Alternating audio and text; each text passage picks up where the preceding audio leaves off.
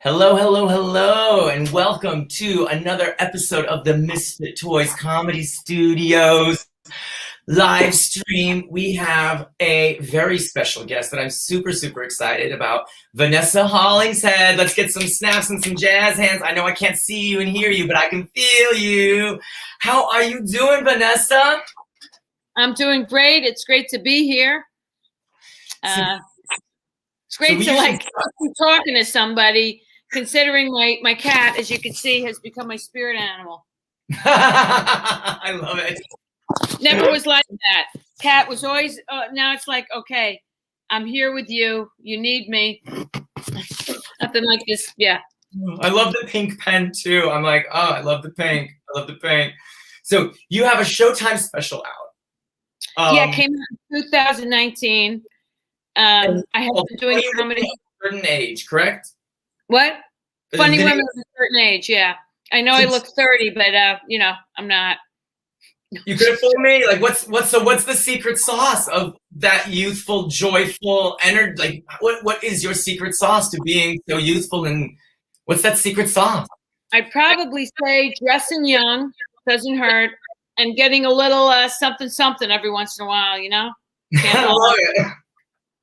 And for those that don't know, it's time to educate. I'm the woman that if someone has big bags under their eyes and they're like, you know what? I'm thinking of maybe getting something done. It could be a guy. I'd be like, you should. You really should. You're going to feel a lot better.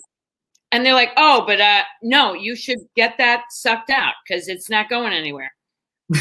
And they're always, and if you do it, you're actually happy. You just, like when I was 35, I got my first development deal when I was 35. And I had bags and then suitcases under my bags at 35 when everything was opening up for me. And I looked like probably 30, but I hadn't slept in years, which was true because I'd been doing stand-up. And I remember getting the bags under my eyes like sucked out. And it's like they took the fat, they flattened it. And there's not a day that goes by where I don't regret I didn't do that. It's like little things like that keep you. And then you work out, you try and eat right, you don't smoke, you don't drink, all that stuff. I love that you have the courage and the vulnerability to admit this out to, the public, that say, oh, we got some people that are super here. We got Hooked at Mistress K from LA. So excited. We have Ray, our super fan. He is in the UK and Wales. What's up, Ray? So for those that don't know, can you tell us a little, we got to start, got excited. Breakfast and BITCH. What'd you have for breakfast? And what is bizarre, ironic, terrifying, crazy, or hard about life right now in New York City? So breakfast and bitch with us, please. I had steak for breakfast. Steak and coffee. Steak and coffee. I'm like, am I turning into an animal? Like, what's happening to me? Steak and coffee. And then, and one of the newest jokes, this is, I'm a people person. I like people. I get into dysfunctional relationships. Then I'm in therapy trying to figure out where I went wrong with all the therapy I've had. And then I let it go. And then I'm alone. I got my cat, got my comedy, got my, but when this happened, my life as I knew it completely stopped. I was scheduled to perform on Broadway, go to Vegas and do a tour all around the country. And March 16th, everything ended. So I was devastated. I mean, crying in a fetal position on my bed, like thinking, did you bring me this far, God, to take me, for what, And I had 28 years of comedy. Cut to like a year later, this really happened. What's the weirdest thing? I'm on the elevator. Everyone reeks of hand sanitizer. I'm on the elevator, and there's a couple of people on it, and I'm like, oh my God, I miss my alcoholic dad. Because he, yeah. It's so funny. What triggers us? He used to smell like gin. Oh my gosh. Denise Winkleman. What's up, my beautiful, talented comedians from Los Angeles? So can you tell me what started you in comedy? Was there a catalyst? Was there a moment? Did you always know that you wanted to be a comedian? What was the inciting incident? How did it happen? I was working as a secretary, office assistant, word processor, and all I wanted to be was, I was trained to be a Shakespearean actress, if you can believe that. I learned dynamic pentameter. I studied in England. I did stage managing, did everything. And I'd be working on these plays that not one agent would come to, that would be an embarrassment to have an agent come to, where I had to rely on actors. And I remember one actress just said, we're getting ready to do Graceland about these two women obsessed with Elvis. And she said to me, she's like, you know what? I'm really tired today. When we're on stage, I might go extra slow. It was already slow. And I'm like, I remember feeling like myself getting, and I said, well, why don't you have some coffee? Because we're on stage together and we got to move this play along. And the first time, and when I came home, when I was living in Astoria, I remember my roommate said, I watch all these sitcoms and there's nothing that makes me laugh harder than when you tell me about your day at the office or your day at the theater. Did you ever think about becoming a stand-up comedian? I'm like, are you out of your mind on stage? No. And I thought, well, let me try it. And I went on stage. I went on stage at Gladys's. I worked on 53rd and Lexington, and Gladys's at the time was on like 48th and 3rd. So I told all the girls, when it's okay to call girls, girls, I told them that I was running to, and I just auditioned to play Before the Laughter, being Lucille Ball. So I dyed my hair red. I wore something from the 50s. They ended up going with Frances Fisher. So I never got it. And I just thought, let me just try this. So all the girls came from the office. The open mic was at 4:00.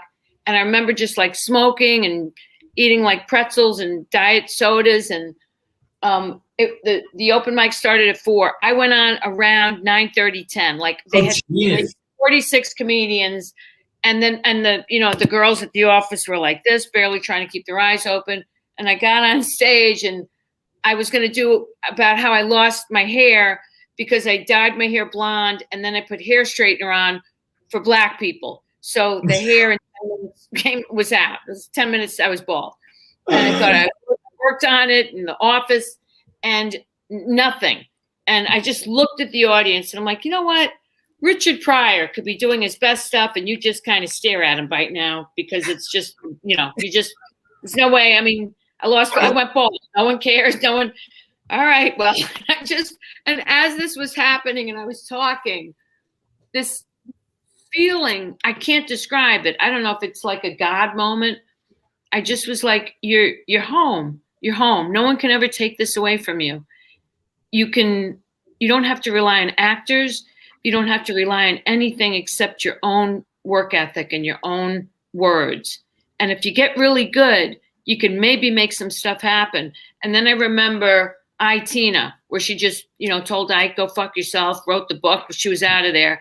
And she was kind of my inspiration to just stay away from men, keep the focus on the work, and just keep going and going and going. And then I just listened to probably Carlin and Pryor all the time. That's all I listened to.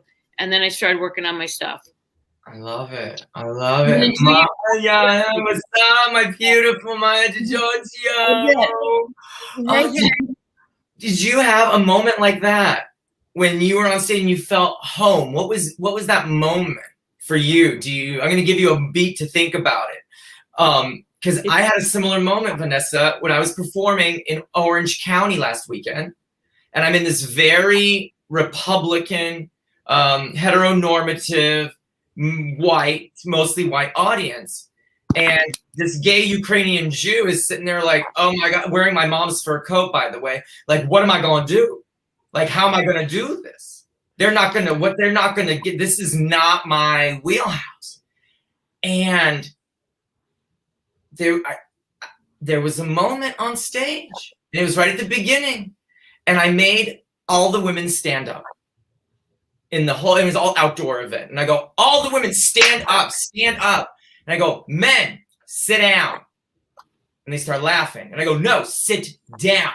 And even the men who didn't have seats got on their knees. And here's this huge, women are all standing, the men are on the ground. And I go, now applaud for your women. Applaud for your women. I go, I thought I was gay, but tonight, you know what, you beautiful women, you turn me straight. I think I'm going to be straight tonight. And boom, the rest of the show, they were all, there was this feeling of control where I controlled the stage, the room, and I've been feeling so out of control in my life, out of control in everything. And for that moment on stage, for that 20, 30 minutes on stage, I was in control. It was my time. It was so liberating and so empowering to have that moment. And that for me was that kind, like that. I was like, this is why, one of the reasons why, like, I love this art so much. Maija, tell us what, you know, any moments like that when you're on stage where you're like, oh, I have this kind of come to God moment. You know, it's funny especially with Vanessa, because I just the idea of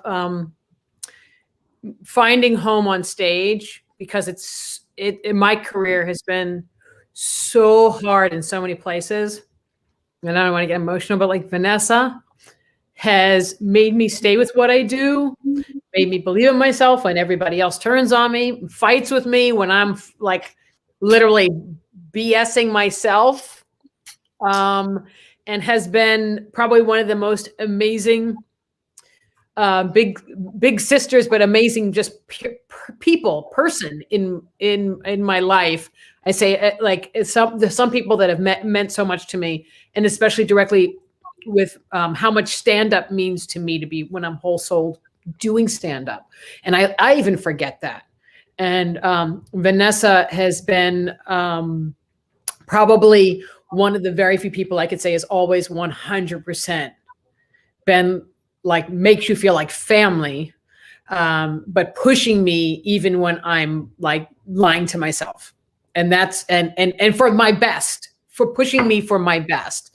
So just, I'm really grateful that you called her to be on your show, and the first person you're like, who would you do? I'm like, got to go to Vanessa if you want female comedian.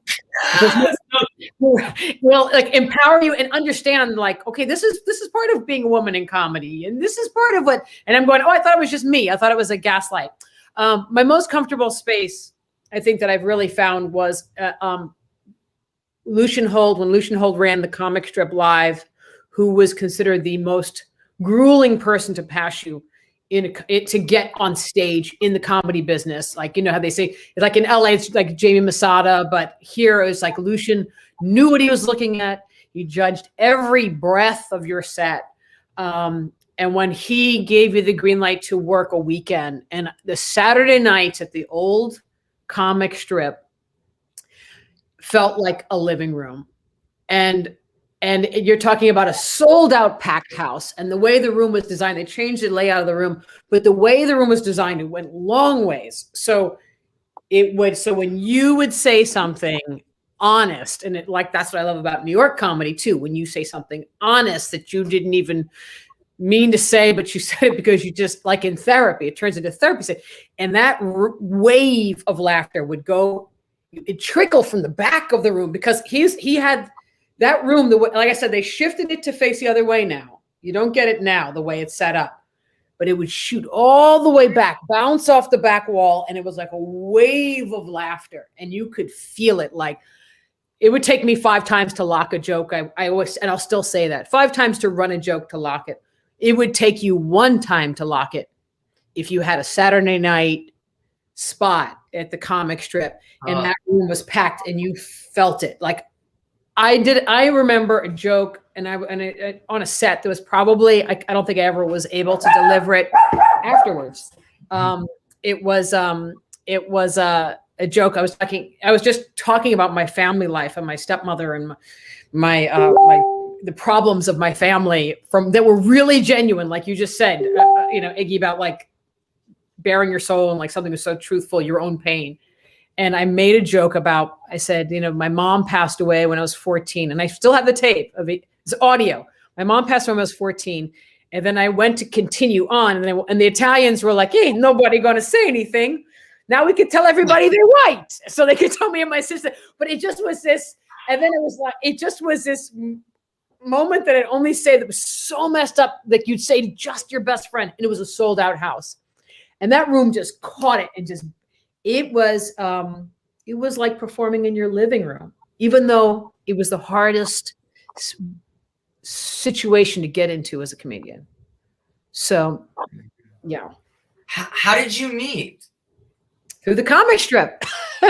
What was it? So many women have told me that there's this like kind of competition, or there's this, there's not, they don't feel the sisterhood. And we talked about this on some of the other episodes. So how, so take me to that moment. Take me to like, what were you thinking? What were you feeling? What did it happen in the green room? Did it happen in the bathroom? What was it? I was coming from the sister. This is like, what happened? Tell us. I was coming from the Black comedy circuit. And I was like Def Jam comedy, and a comedian named Garfield was like, you have to go to the comic strip, which I knew the rumors of the comic strip. And I walked in and there's like a window in the lobby, and we're looking through the window, and he said, that is the best female comic in the country. You have to watch her. He's like, we're like peering in, and I can't hear her. You just see, and she's on stage and she's doing like levels from Vanessa's style reminds me of a lot of like, it'll go as far as a Robin Williams. It'll be anchored in a scripted Carlin, and it'll have the depth of Pryor. Mm-hmm. And if there's any female that, because I don't want to analyze female comedians, you're just known as a female comedian. And then the men comics, they'll give you the analysis of what you're taking from and the greatness of the art. That if you could sit down and just look at Vanessa's body of work, it has that many layers and that much range and that much depth. But for her to come off and be that good, and then come over and be like, and always be nudging me, like, oh, you're so good. Oh, you need to be better. Oh, I can't believe you did. Oh, and it wasn't like I had so many female comics like get like in this weird, like, oh, well, I should have, and you could see like a shoulder move. They get a shoulder move. You can tell when you're in trouble when you see like, oh, well, there's an eyebrow and a shoulder. Oh, well, no, it was very funny. And it's a very funny. I think it also happens when you're a great female comedian, like as Vanessa is, when you are not good, but great. And are a craftswoman, and you're so concerned about your greatness, like you're concerned about not being, I'm going to be great. You're concerned about, should I move this word here? Or I should take a breath there and go back to your script. You're not thinking about other people's progress. You're not thinking about who's in front of you. You're not thinking about, you're watching someone else further what they're doing creatively. So she would talk to you like that, which means her confidence, not even so much, I'd even say confidence, her artistic nature is so unique and focused on the art that she wasn't worried about who's better or who's worse or who's after her or who's backstage. And Vanessa's focus is still like that. She judges not on male, on female, on beauty, on weight, on look. She judges by what you're creating and looks for ways to help you. And that's just how her mind is always on a math problem. So it's always like, oh, maybe you should go here. Or, oh, I really liked the way you went there. Or think about what you did there. And and that's where you lose it. Because if you can get into the love of art, then you're so lost in the jazz of it, then in the actual construction of jazz on a mic, that you shouldn't be thinking of those other things. And that's maybe where her acting chops come from, because when you're acting, you can't think like, oh, I'm better than this person, or I'm not, I just have to say something like, if I ever feel bad about myself, I'm going to run this show. Because I'm telling you, no one makes me feel like Maija makes me feel. I'm like, and I don't even remember Lucian saying that's the best comedian in the country. He would never give me props. I always had just like my acting teacher. I had studied with Sidney Poitier's cousin, Barbara Poitier. And she gave me a compliment and it just went to my head. So I thought I just have to go on stage and she was like, man, did you get lazy? You're never going to get a compliment from me again. It was like 2 years before I got a compliment. Like 2 years. Like she was like, man, you are my Charlie Chaplin. I'm like, well, my work is done. And I brought that ego. And she was like, oh, no compliments again. So I was like, all right. But with Maija, when I saw Maija, it was almost like seeing like a little bit of a younger me, like someone that had all this fire, all this joy, all this intelligence, and all this. And she worked the black circuit, which which was amazing. And we saw her. Lucian and I went to see her at the Apollo, and I was with Lucian at the Apollo, and David Tell had opened, and she came on, and she just blew the room away. And Lucian was like, "Yeah, Def Jam." She came to my Def Jam. Yeah, Def Jam. He was like, "Oh, she was excellent, just absolutely excellent." I'm like, "This fucking was amazing." Like, well, yeah, I mean, yes, if you want to use those words, that's very good, very good. So this was I married Benjamin Franklin. So anyway, but this happened. We were both working at the Cellar. And this, like you talk, I mean, Maia's going to give me a compliment. She's going to get one. But this Italian table were just brutal to me. I was doing a joke, like, both my parents are drug addicted hippies. We used to go on family trips together, and I believe I'm like, what the fuck is that? I don't know nothing about what the fuck. Well, I'm nothing. They're like this. And I said, they really, and I'm doing my best. I'm like, Estee's never going to use me again. I'm like, so how you doing? Good. So you're from around here? You got jokes? Because we're here to laugh. And I'm like, oh God. And I'm like, and my confidence is just beginning to go down and down. I'm like, I thought it was funny. Really thought it was funny. It used to be funny. I'm like, okay, well, that's my time. You guys have been great. Yeah, next. I mean, I couldn't be. I said, Maija, tough Italian men. I hope they die. I hope they swim with the fucking fishes. They just. And Maija said, I'll take care of them. I'm like, you're gonna take care? I'll take care. I got this. I said, you can. She's like, yeah. I was like, oh, all right. Maija literally zings every single one of them. And they just love her. They're like, yeah, no, you do got no. I mean, just, I don't know what you did. I'm like this. And then she gets $100. She's like, and they gave me $100. I'm like, I can't fucking believe it. That was Maia's night at the Comedy Cellar.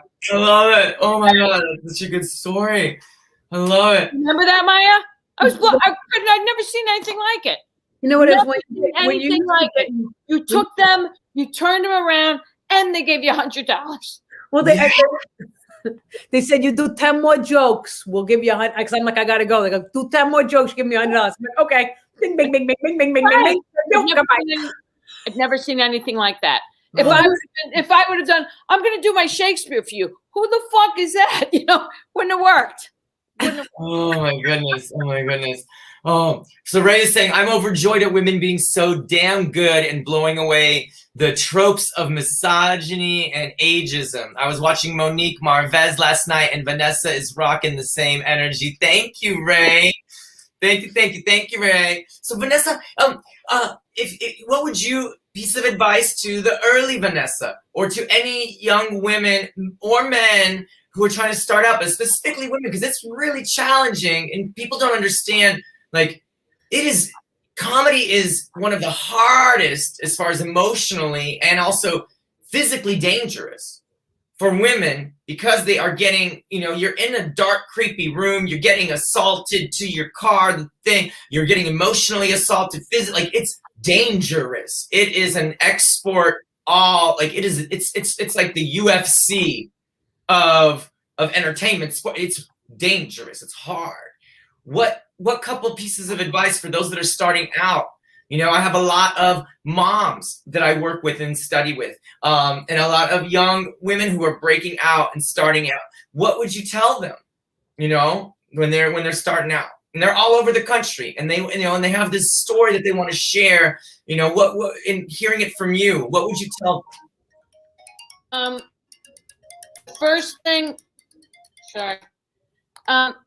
The first thing I would tell them is to have a great faith,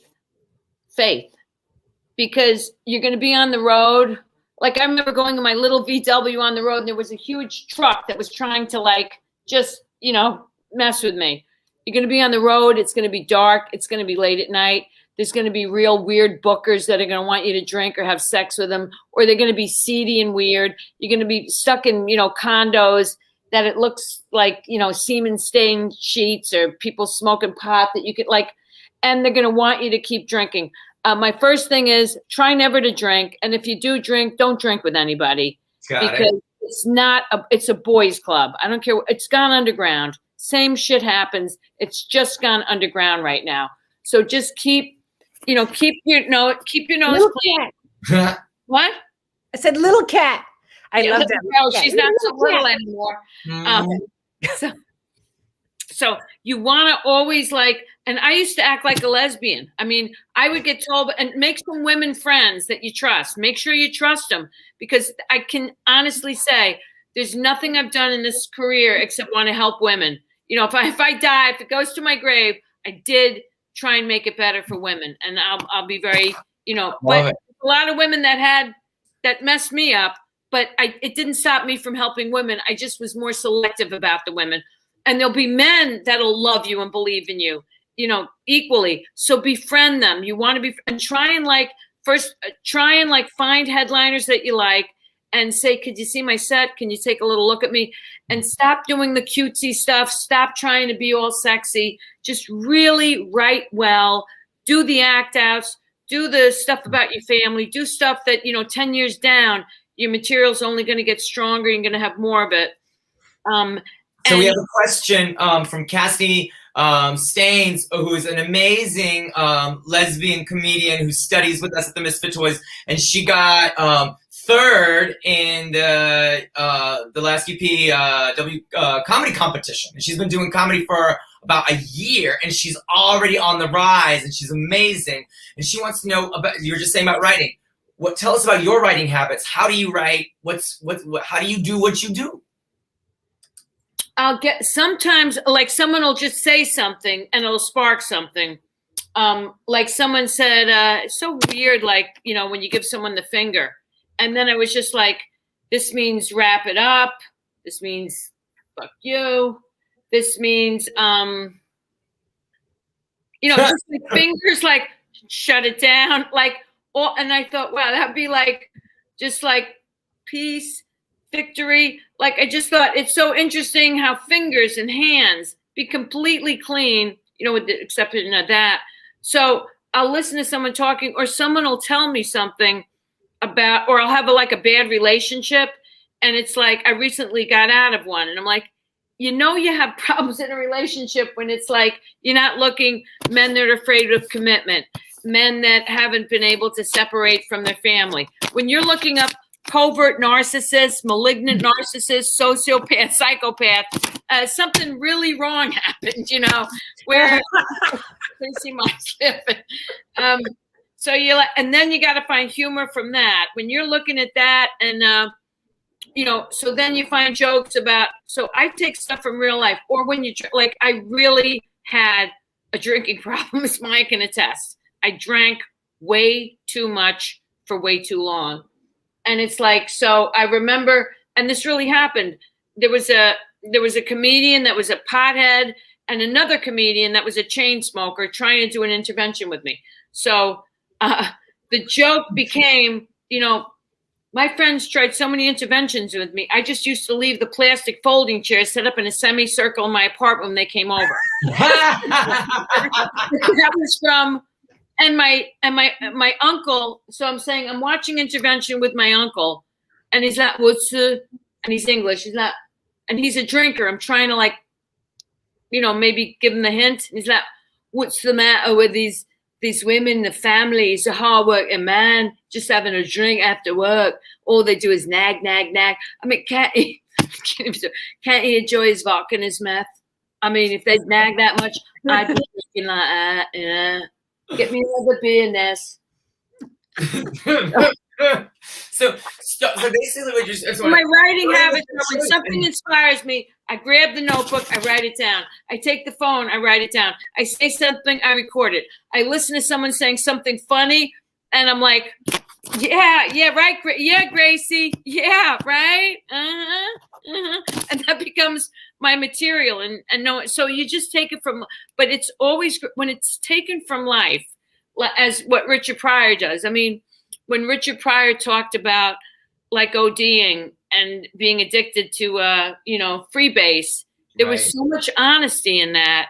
And it was so, it made me cry. When comedians make you cry, they're doing something great. And when George Carlin talked about post-traumatic stress disorder and said maybe if they would have called it shell shock instead of post-traumatic stress disorder, maybe those vets would have gotten the help they needed. And so I love the vets. These are the Warrior Belt crew that I host for the Baja 5000. I love our vets. I just want to give some snaps and some shout outs to those that take care of us, like making this country possible. Like, I know that you do shows for the vets. To me, they've changed my life because I have never met, and these are all combat vets that have been blown up all over, and I've never met such a group of happy, joyful men. Just respectful and polite and joyful. And I've learned so much from them, and they have changed my life. And I know that you perform and you entertain our vets, and I just want to give some love for that. Like, that's, I entertained the troops in the Middle East. They were live. But when I first started doing comedy, and I don't want to cry when I say this, I was 6 months in, and I did a VA hospital on 23rd and 1st. I'd only been doing comedy for 6 months. And all these vets came in on the wheelchair, some missing legs. I saw where they lived. It was like all cots all put together, and it's like, what happened to the New Deal, that Franklin Roosevelt wanted to make sure that they got, they got a good education, they got a job, they got a house. It was like all taken away from them. So I'm getting ready to go on stage. They're all happy. They're all laughing. There's like a sadness about all of them. They're laughing away. And I looked at them and I said, I don't have a Valentine's, but you're going to be my Valentine's. You're going to be my Valentine's, all of you. And I remember just trying to I'm like, just fucking hold it together. Do not lose it. And I just smiled. And I was like trying to hold it together. I just smiled. But those were the shows that meant more than anything. Or the old age homes where a guy gets up and like he's standing up. He's like, I'm going to be back. But I got to go to the bathroom. And like his ass is hanging out, You're like, it doesn't get anyone. Someone gets it. Oh my God. Those are the shows. It's not the shows where you're like, nail it, got it. That just lets you know I'm really good at what I do. But it's those moments where, or when someone said, listen, my son has a drinking problem. Is that true? I'm like, is that true? Of course it's true. You think I make something like that up?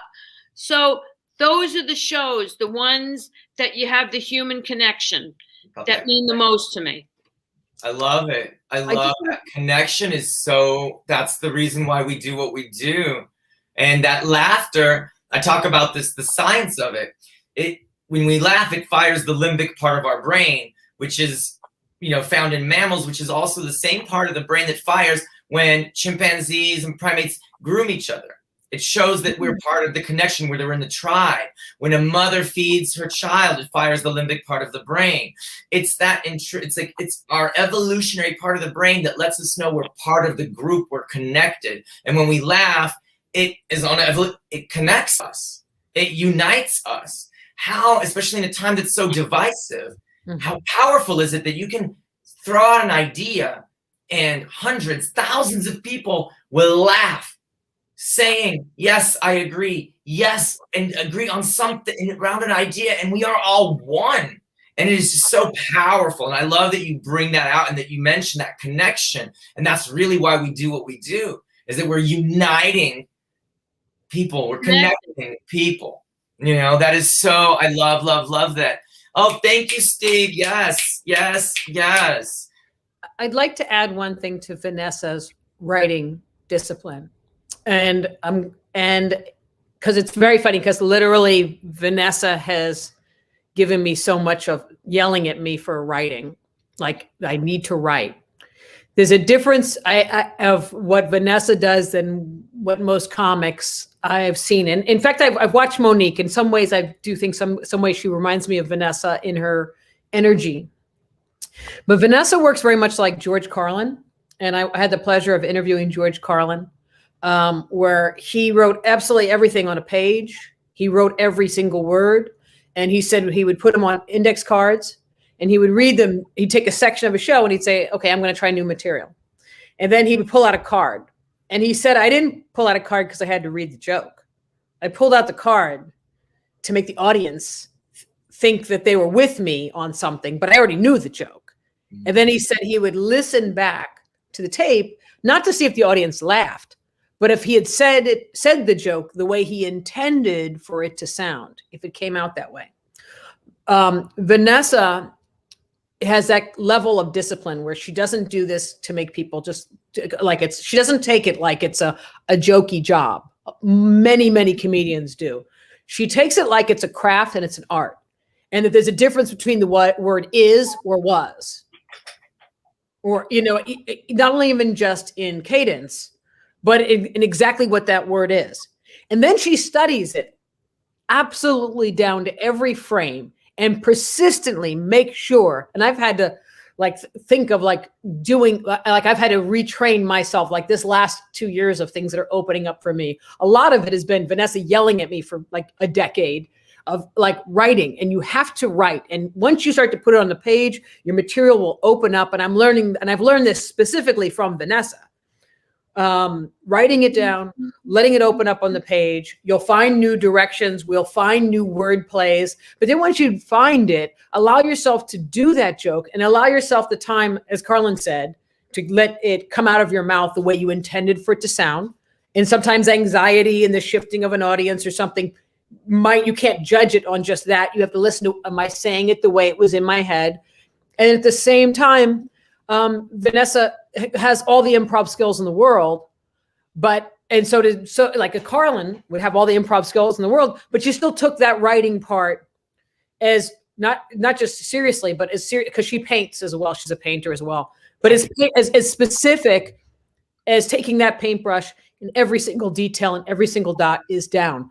And she does that on the page. And then she does the acting part and gets every element of that right. And then she lifts it and then allows that to be another level of going from lifting it to making it exact.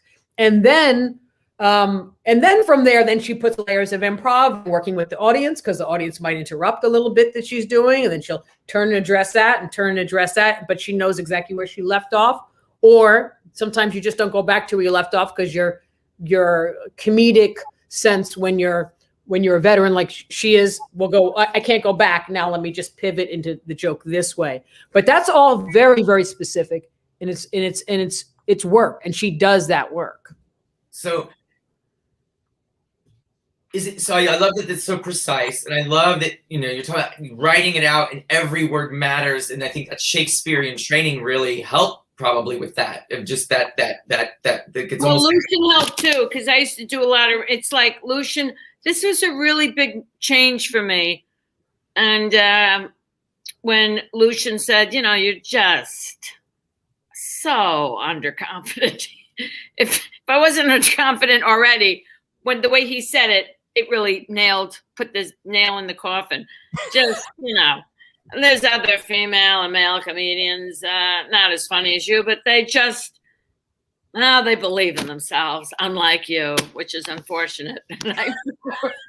Can you make me, I'm sleeping with you. I'm your dick. Can you make me feel any worse about myself than I do now? I'm like, oh, I'm going for a walk. He's like, all right, honey, good. Have a nice walk. It's so and I'm like, I can't. And he was naming some comedians that were just, I saw through them. Like, when you get really good at comedy, Mike can attest to this. When you look at them and you're like, all outside, nothing inside, and the audience is buying this. They're buying this fakeness. It's like the cereal box is great, and the audience is going, we'll take the cereal box. Whereas what we try and do is give you the cereal. It might be a little messy. It might not be perfect, but we're going to give you the cereal so that when you leave the audience, you're going to be thinking about what we tried to share. So I'm walking, I'm devastated. And then I'm like, you know what? I'm confidently underconfident. And that was it was such an awake. I'm like, I'll just be confidently underconfident. I'll be confident in being underconfident and being unsure of myself and being messy and not knowing how to have relationships and being hating my body and having food stuff and smoking and coffee and New York and then when that shift happened and I embraced, which is almost like you embrace the broken parts of you. And in the embracing of the broken parts of you, everything kind of fixes itself because we're all kind of broken. And when someone talks about being broken and vulnerable, which is what Pryor did and Carlin at times did and other comedians do, you know, when that happened, and that was the beginning of the shift happening. And I remember saying to him, when I came back from my walk, I'm like, I am confidently underconfident. I love. Yes. Mind you, Lucian turned down Eddie Murphy. That Lucian, not only did he turn down Eddie Murphy to perform there, that years later I was with Eddie Murphy in Eddie Murphy's house, and he looks up and he goes, "So, you work at the comic strip?" Like, I'm in Bubble Hill. He has a retractable glass ceiling. He's got a recording studio downstairs. He has his own bowling alley in his house. We watched a movie where the guy comes in with 35 millimeter cans of the film, projects it in his movie theater downstairs of a movie that was playing live in the theaters. And his whole thing was, so you got to deal with Lucian. That's how historic Lucian Hold is. So when Lucian would make a joke, it was like, would say something about you. Yes. This is perfect. Now, the amazing, I never met Eddie Murphy. And when Lucian died, even on Jamie Masada's marquee, you know, rest in peace, Lucian Hold with the dates. Everybody from LA to England to New York lost it when he died. He was such a huge force in comedy. Everyone, there was flowers coming to the comic strip, flowers coming to our apartment, flowers. It almost reminded me of that movie, The Queen, you know? And then someone called me and they said, listen, there's flowers for you. And I'm like, oh, no, they're for Lucian. And they're like, no, it's addressed to you. I'm like, no, they're for Lucian. No, that's addressed to you. I said, it's for me to Lucian. Open them up. It's for Lucian. No, they're addressed to you. Are you coming? Are you doing a spot? I'm like, yeah, I'll pick them up. A huge bouquet of like these white orchids and roses and, you know, all these beautiful, like huge. And it was a note from Eddie Murphy to me. Aww. I never even knew him. But he said, this is for you, Vanessa. He was the only one that ever, you know, was kind to me, you know, when he died. So I never forgot. And I still kept the little card. I got that in my wallet. So never knowing Eddie Murphy, like if anyone bitches about Eddie Murphy, I'm like, all right, say what you got to say. I have no problem with this man. I love those random acts of kindness. I would. Random acts of kindness. That's what it was. Yeah. You worked with Pryor, Chris Rock, Jim Norton. You worked with Seinfeld, Dan Cook, Carlin, Ray Romano, like so many. I would love to hear some Green Room Chronicles, some funny moments, or see what happens behind the set, behind the scenes. Because as audience or the people, we have a certain, you know, even comedians we have a certain preconceived notions or ideas of what. Do you have any like behind the scenes green room secret moments that you could dish out? Time to spill the tea. Trying to think.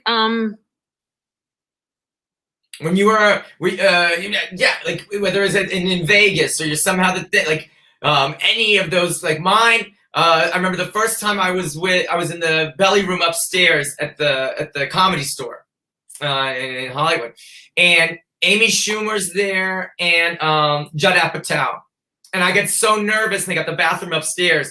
I liquefy and I just stink up the whole green room and clean everybody out of the green room. And I'm like, the first time that I actually get to think, and I'm like, oh my God, I'm so nervous. I just stink up the whole place that people can't go into. They're like, dude, you gotta see a doctor. And I'm like, oh my God, I need to learn how to calm down and not be so stressed out. But that was probably my most embarrassing of of green room moments. But there's always so much fun and interesting stuff that happens behind the stage or behind, the scenes. Well, I can't mention any names. That's one thing I will do. But I went on tour for the Montreal Comedy Festival, and I was working with some famous comedians. They're going to go nameless. And I really looked up to them. And it was one of the happiest months in my entire life, going to like 19 cities, being with all these guys. And I'm all happy. And I remember it was the first time I went to like a strip club in Montreal with the guys. And they were laughing. They're like, wow, none of their top and their bottom doesn't even match. Just being with guys, talking about guy stuff, and I'm just watching. So anyway, I'm getting ready to go on stage, and this comedian, actor, very famous and married, is I'm getting ready to tell him, he's got to get ready to go on, or getting ready to say something. And there he was getting a blowjob from someone. And I just opened it. And I just like shut the door, and he's still working and doing very, very well. And I was like, wow. So when he'd be talking about his wife, he's like, yeah, I got to call my wife. I miss her. I love her. I remember thinking, yep. Okay. So that's the one. Oh. And then with Richard Pryor, like, because of him, like when I got to the Comedy Store, Mitzi Shore wouldn't give me the time of day. And I had to end up doing this Jewish show. And I got booked on it for a Purim thing. And I think the guy thought I was Jewish. Or Purim? For a Purim show for me. And I think they thought I was Jewish. So the guy was like, you Hollingshead? I said, change it to Hollingstein. Okay, fine. Good. Okay, good. Hollingshead, no. So I go on stage, Mitzi's there. I'm doing this and I can't get arrested. I'm in LA. No one, I'm saying, I'm a New York comedian. Yeah, well, you're not in New York. So it was the end of that. So I'm doing this Purim show. It's packed, trying to do all my jokes. Everything's clean. All I'm saying, whatever you do, don't fucking swear, don't fucking swear, don't swear, don't swear, don't swear, just do your material, don't swear. And then Mitzi saw it and she's like, you can work my main room. So they never gave me the time of day at the Comedy Store. So then Richard Pryor comes in a wheelchair with his entourage and his bodyguards, and they put on Marvin Gaye's What's Going On, right? And they're like, okay, and you're hearing the comedians going, I'm not opening for him. Oh no, I'm gonna get my ass handed back to me. I'm like, oh no, I'm not doing it. No, I'm not doing it. Like, oh, get that chick from New York, put her on. And so it's like, hey, you're gonna go on before Pryor. Meanwhile, they didn't know I grew up in an all-black neighborhood. So I was all ready with my material. So I get on. Yeah, and I said, yeah, I grew up in an all-black neighborhood. I said, I remember I went to I saw a picture of the Last Supper and the temptation, and all the disciples were black except for Judas. He was white. The Temptations with their manager, okay? And that got the audience, right? And, I got off stage, and that was the beginning of me working there. I was able to sign my name. But the biggest moment was when Richard Pryor came up to me. I said, come to him. And I was on the wheel. I was just crying. And he said, that was really good. You should please keep doing that. And I said, the only reason I'm good is because you were my inspiration. And then when I watched him to Marvin Gaye's What's Going On, he could barely talk. And the audience is very loving in a mean way. They're like, Richard, we can't hear you. We can't hear you. Talk to us. And you see him struggling, but they're giving him, can't hear you. What are you saying? What are you saying? It's like, it was all this love. It was like snaps, but it was done with all this love. And you see him like struggling and smiling, and you see everybody. I mean, it was like, it was one of these beautiful moments where you have an audience that loves a comedian so much and knows that they're struggling and just gives love that way. So, I mean, that was a night I'll never forget. Oh my God, that sounds so. Oh. And then one night, and there was before cell phones, there's a picture on the marquee for the main stage. Vanessa Hollingshead, Richard Pryor, and it'll be in my head for my whole life because there was not one of these. Oh, that is epic. That is epic. I know that you have a taping, and I know that you are a busy, busy working woman. Before you leave us, just one little piece of advice that you would have given young Vanessa when she was starting out. If I was to tell my younger Iggy self at the beginning of my comedy career, is write for yourself. I wish that someone told me back then, write what you think is funny, write what you think feeds your soul. If you can't make yourself laugh, you can't make them laugh. It's got to be funny, and write for yourself, for your own truth first. And I made the mistake of writing for the room first and not writing for myself. What would you tell Vanessa when she was starting out that you wish, or, what would you tell young Vanessa? I'd probably say you had it rough, but it gave you a lot of comedy. And never feel like you're not enough. And what's most personal is most general. So if you have the guts to talk about stuff, about getting naked in front of a man and hating your body and making that funny, trust that 90% of the women that are going to be listening are going to be identifying. Just take everything from your heart and just don't worry about being funny. Just say, this is the way I communicate, the way I see things. Because most comedians, if you get them alone, it can break your heart. They got these horrible lives. And we take this and we put it through this and we turn it into art. And the art is like when you don't feel sorry for a comedian, when you know that they had a rough life, but it never appears that they had a rough life. The art is transcending the hurt and the suffering and turning it into just a joke, a story with jokes. And that would be, and never get the cheap laughs, and never do like I feel rapey today, or do I look cute? Like none of that stupid out there. I want to be, and never compete with the guys where you think that if I do outrageous, go for the jugular jokes in a cute little tartan skirt and glasses and my tits sticking out, like that's going to get me a deal. Like just have enough integrity to write a great joke. Believe me, you'll always be cute. I'm not knocking cute girls, but do your homework. I love it. Do your work. And I love this. It's got to be built. And I was talking about building your art in a bedrock of truth. And my new favorite saying is, don't try to be funny. The laughter comes after. The laughter comes after. Yeah. So you start with the truth, and then the laughter comes after. And I wish that, and I love that you, yes, thank you so much for coming and sharing this truth. So amazing. You have the special on Showtime.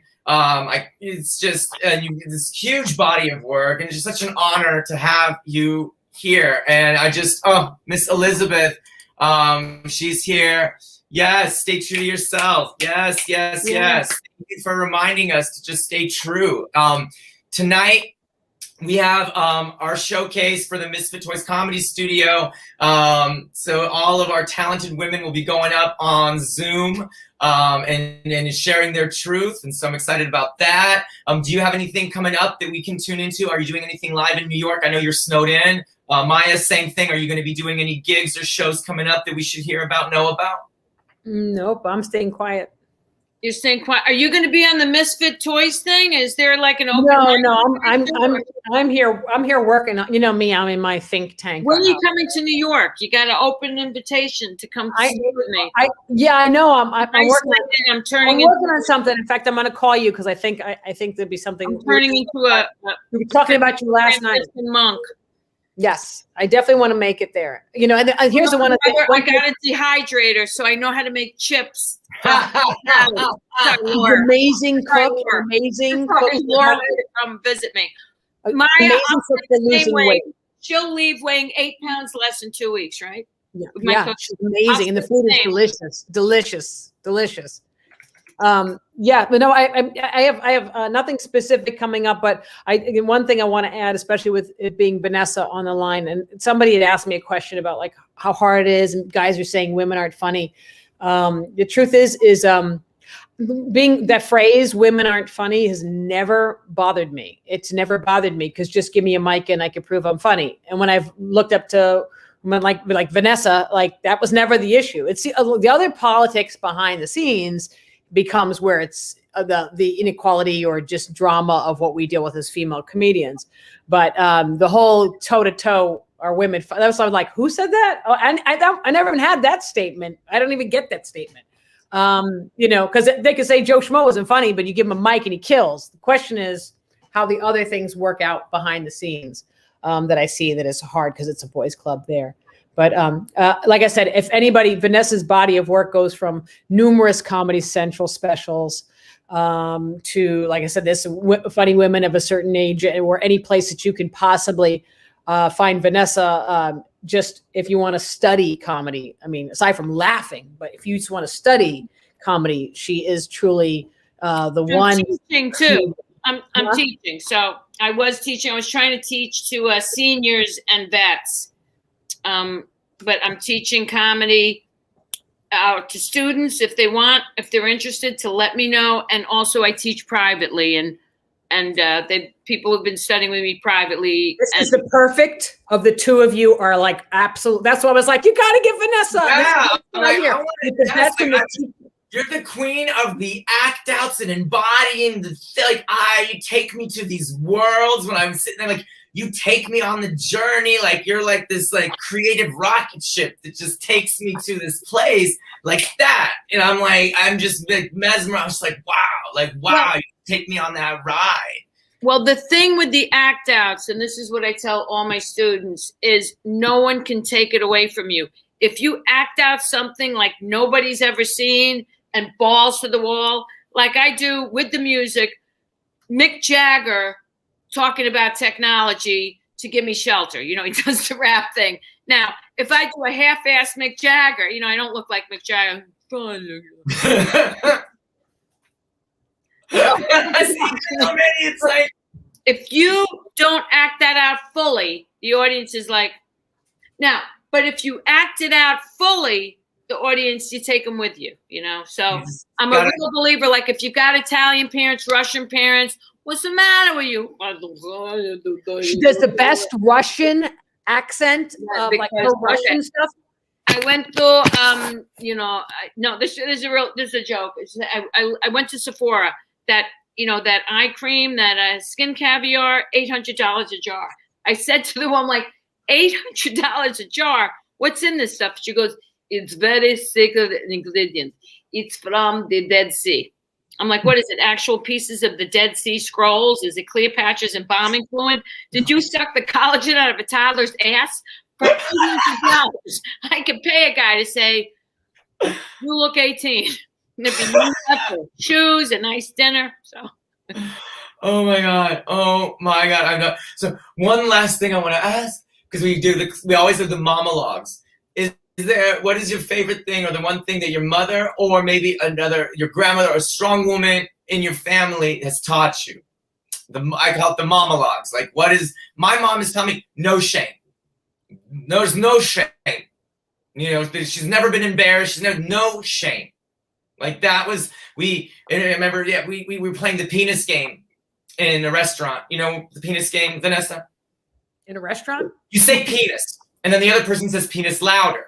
And whoever says penis the loudest wins. And we're like in this big restaurant. And I'm playing with my brother. I'm like, penis, what's going on? And I'm like, we're playing the penis game. I was like, I want to play penis. I'm like, uh-oh. And so we start penis. She just stands up. Penis! Restaurant silence, sits down. She's like, I'm penis champion. You have to pay for dinner. And what it taught me, she was just like, no matter what you do it 100%. Don't be embarrassed. Don't be shy, because penis champion never pays for dinner. Never pays for dinner. That's right. So what is your mom? If you have no penis, it matters that you believe in it with no shame. Okay? We're Russian. We're taking over America anyway. It really won't matter anyway. Okay? Americans stupid and lazy. So give us one mom tidbit to take us out. One mom piece of delicious diamond knowledge. my mother, I would have to say, was the one, because she would get sad. So she'd have, we had some rough times and she'd be sad. So I would act out things to make her happy. Like I would, put grapefruits in a dress of hers, and then I would take all her stockings and I'd make it a wig. And then all her beer cans from Schlitz, I'd turn into a necklace. So you got an idea of what she liked to do. And so she would come home all depressed, and she'd see me. I'd redecorate the entire apartment, and she'd see me, and I'd be like, I am Daphne Good. And, I would watch TV while she was at work, and and she'd see me with the big thing. She would just burst out laughing. So what my mother gave to me, she gave me permission to be larger than life, because it always made her laugh. So in some weird way, to make her laugh by making everybody laugh was my healing, So that's what it gave me permission to be as big as I could be. And I see it in your work. It makes so much sense, because when I see your specials and I totally see, I get that. It totally resonates. She heckled me. I did a show when I first started doing comedy. I did a show, and I said, my mom used to say, a friend with weed is a friend indeed. My mother stood right up at the duplex going, that's right. She's not making that up. If anybody here has a good bag of grass or joint, I would see me after the show. And I'm mortified. I'm like, I'm on stage without missing a beat. I'm like, okay, now you understand why I do comedy. Then thanks, Mom. Welcome, darling. Like, she's clueless. Oh my God. That's what. Oh my God. And Maija, bless her heart. Maija, I gotta just say this. Maija put together when my mother died, she put together all my mother's favorite songs, got me to the funeral, and just was so respectful and was there for me when I lost my mother. I will never, ever forget how sad I was, how messed up I was, how inebriated I was. And I had Maija just kind of hold me together. And my mom loved her home in the Bronx. And Heather helped me go to the Bronx and sprinkle her ashes all over there. So the two of them got me through one of the most difficult times in my life. Our other bestie, who is a tap dancer. She's not like me, but she's part of our whole like take over the world crew. So I love it. You women are. Vanessa had my back and when I get stuck and I have no place, she's like, "This is your home. You stay here. You get. I mean, she's like, no, off the couch. You go sleep in the bed. Like she's like an absolute family. So what a blessing that you guys were able to hook up and that people could hear more of it. Losing your mother, it doesn't get any worse than losing your mother. And with Maija there and making that soundtrack of her favorite songs was just, and my mom was a musician, so it's got a lot of, and Maija's mother was a singer. And well, you've seen Maija's show, you know about Maija. There's nothing quite like Maija's mother. So. Oh, I love it. I love it. Well, thank you so much, Vanessa. Thank you, Maija. Thank you, all of our fans from all over. This has been such an hour of power. I'm so inspired and so grateful. I love all of yous. We'll see you next Friday, and we're out.